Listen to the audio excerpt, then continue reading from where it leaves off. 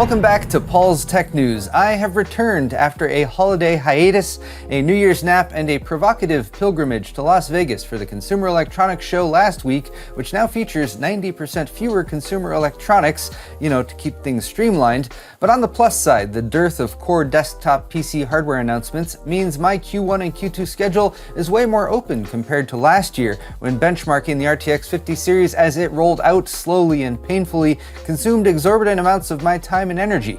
But on the minus side, I am now facing the practically launchless next few months alone. For Joe, my trusty editor and self-described flunky, is not here, because he's in Belize for like a week, but he did leave me with a folder full of the freshest memes and a promise not to use any of the Mayan pyramids for ritual human sacrifice unless he was 100% certain of the outcome.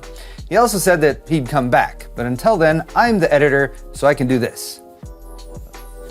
We already knew that, Joe, but it is a fitting introduction for this week's Tech News. Excellent!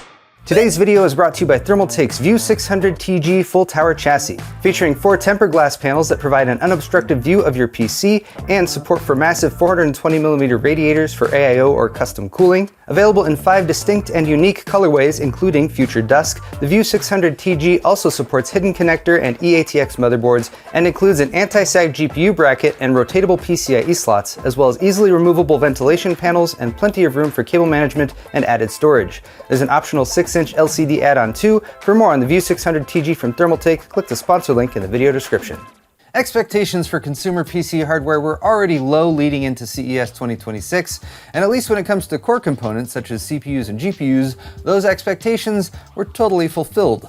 Intel seems to have come out looking the best from a consumer standpoint, but don't give them too much credit. If Intel had good AI hardware to speak of, they would likely have done what AMD and Nvidia did by basically ignoring the consumer side of the market in favor of auto-filleting themselves over advances in AI hardware for data centers and partnerships with the likes of Palantir, because nothing jacks up those stock prices like the rollout of an AI-powered surveillance state, which is already well underway.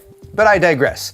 The point is, Intel kinda sucks at AI, and so they had no choice but to fall back on the far less lucrative consumer market, where they debuted Panther Lake-based Core Ultra products for laptops and mobile devices, which are proudly built on Intel's 18A process, and according to Intel at least, way better at graphics, with a few SKUs in particular, such as the Core Ultra X9 388H sporting 12 Xe Core Arc B390 iGPUs that are said to be in the RTX 4050 range performance-wise. Expect reviews on laptops with these new Intel chips in the last week of January, about the same time as we'll see performance reviews for devices with AMD's newly announced Ryzen AI 400 series, which is merely a 300 series refresh. But if you missed that announcement from AMD, no one would blame you, since Lisa didn't even bother to cover them during AMD's 2-hour keynote about how much AI money they're going to make this year.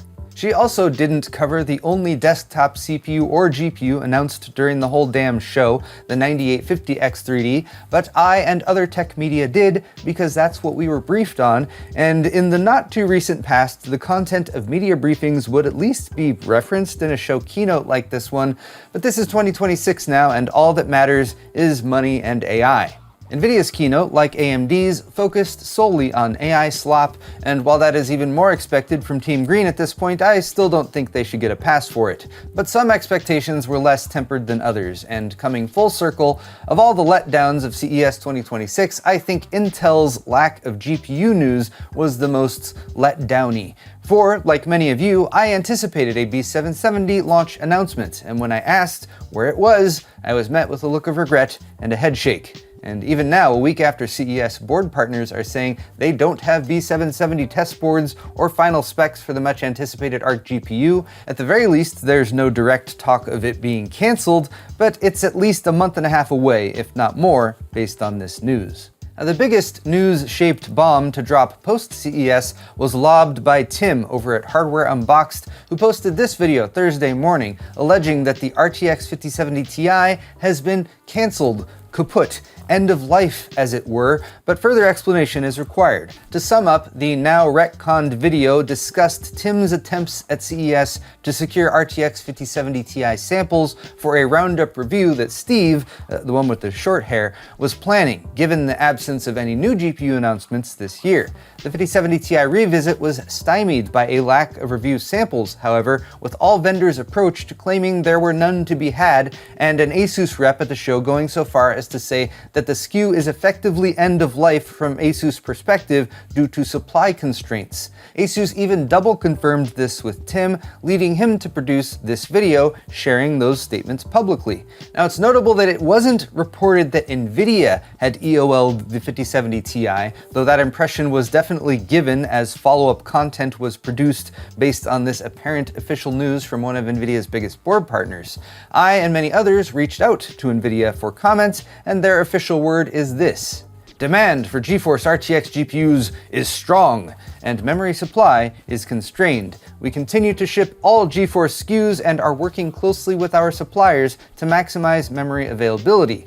While that's unsatisfyingly sparse in terms of specifics, as most Nvidia PR statements are, it does at its core state that Nvidia is still shipping RTX 5070 Ti's in some amount greater than zero, and follow-up statements by ASUS, which may or may not have been the result of an angry call or email from Nvidia later in the day on Thursday, fall in line too. Certain media may have received incomplete information, says ASUS, and neither the 5070 Ti nor the 5060 Ti 16GB are discontinued or EOL'd officially, because that would look bad, for PR.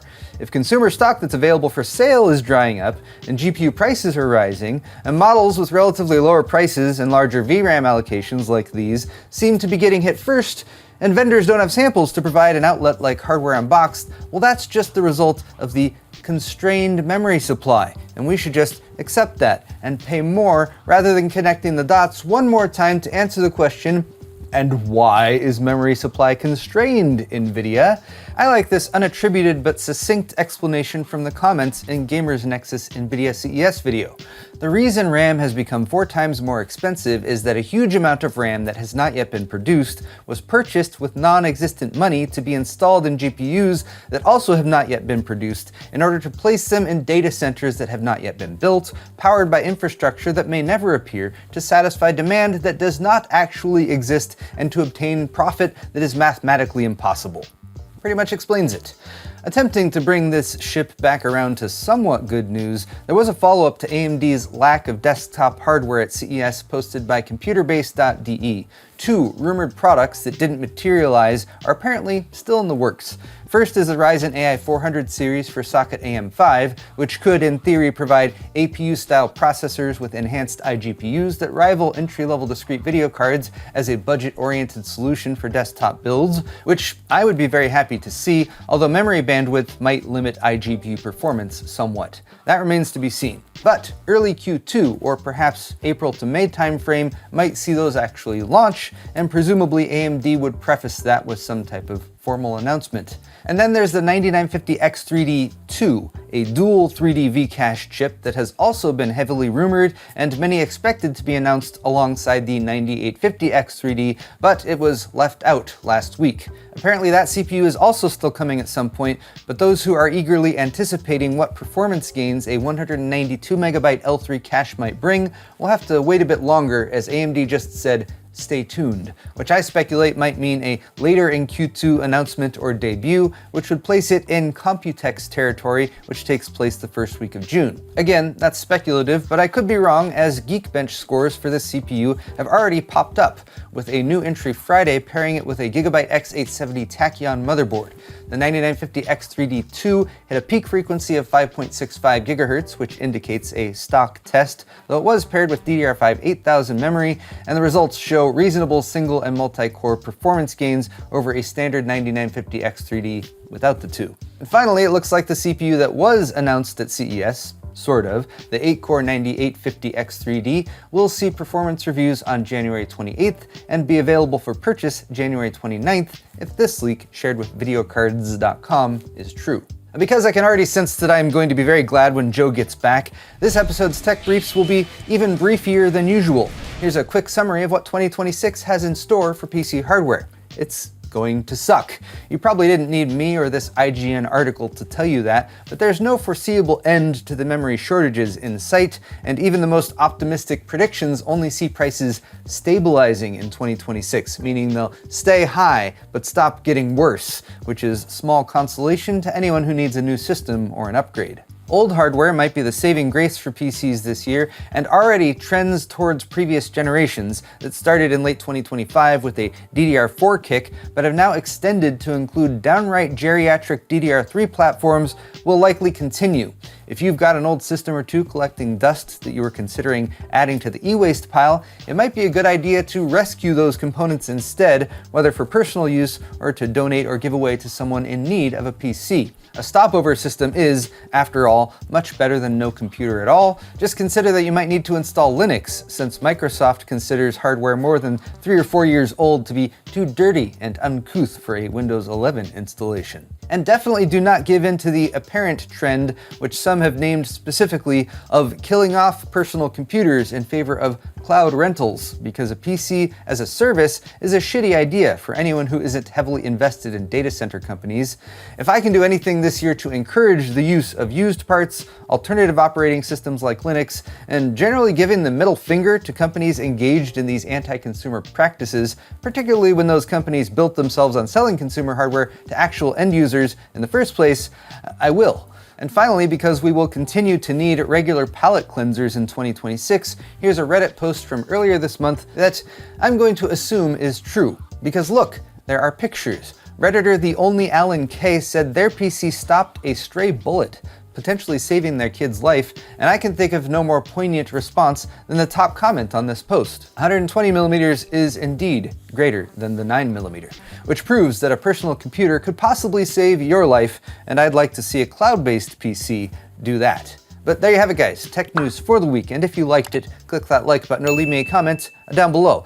While you're down there, all of the articles I talked about today are linked in the video's description if you're interested, and you can check out my store at paulshardware.net for high-quality merchandise like t-shirts, hoodies, beer sets, and more. Subscribing to my channel is always a good call too. Thanks again, everyone, and we'll see you, and hopefully Joe too, next week.